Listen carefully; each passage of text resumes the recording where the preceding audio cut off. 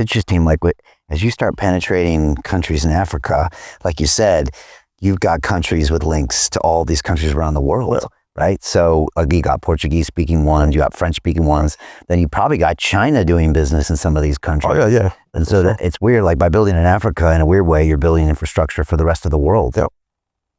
That's that settlement part, the cross-border, the on and off ramps is very important. But yeah, we got a lot of interesting RFQs or requests for quotes, all types of countries. You know, you got the European settlements, you got, like I said, LATAM settlements, intra-Africa settlements. But it's like, now it's like, okay, what tools can we build around this? And then we can really move forward, so. Okay.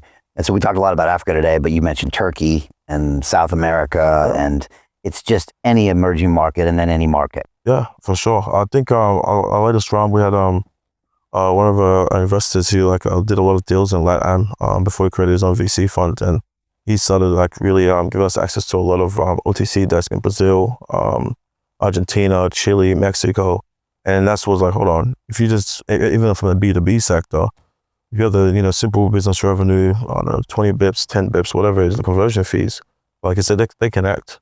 You're gonna have some type of trading channels.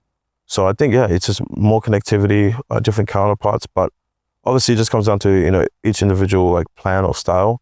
Obviously people want to, just get one market and go from there. But we have one life. I think, you should dream big in it, but you need to work hard, I think. What's the competition look like out there? You know what, and that's a great question, because a couple of investors asked that 1 or 2 years ago, right? And how just my brain and my point of view, back to my Web3 ethos type of thing. If I don't see it as competition, we have to work together because the problem's too big. Okay. The problem's way too big. Right. But yeah, there's multiple different FX desks and all these other different things. But I think local FX desks for sure, that are trying to build a blockchain piece. 100%. I was just in Mauritius, they have the VAPS licensing structure over there. That's a whole different dynamic. But there's going to be some type of OTC that does their local field to digital assets, right?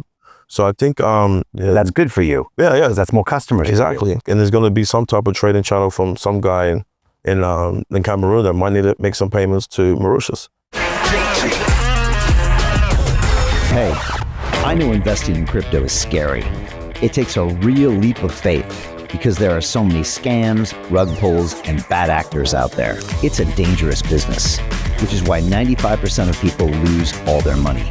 Well, that's why I created the London Real Investment Club, so you can access the hottest deals on the planet and use the crypto bull market to create the generational wealth that you deserve. Join my team of over 100 people from around the world that are making millions of dollars behind the scenes investing in blockchain, AI, Web3 games, DeFi, Bitcoin, and more. Don't miss out. Click the link below to book a call with one of my team now.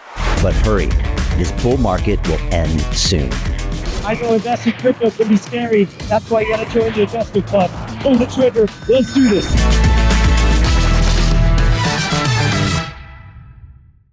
So those are all the different moving parts, because like I said, the problem is so big.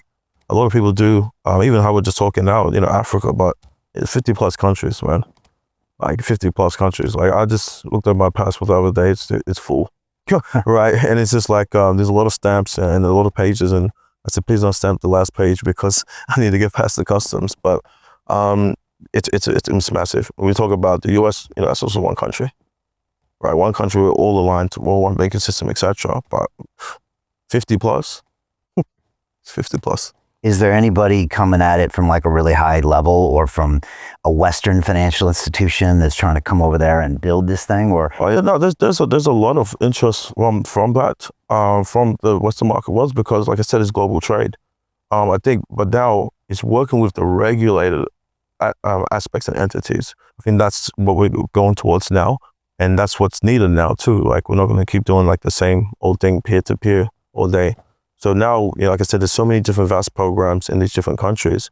So getting those licenses, now you can connect to these exchanges that need to do, if they have 60,000, 100,000, 2 million users, let's say in, Botswana, right? They need to have those payment companies, PSP providers, FX or market makers in those countries locally to then do that legally. So all these different, companies are needed, because like I said, the problem is too, it's massive, massive. To continue watching the rest of the episode for free, visit our website londonreal.tv or click the link in the description below.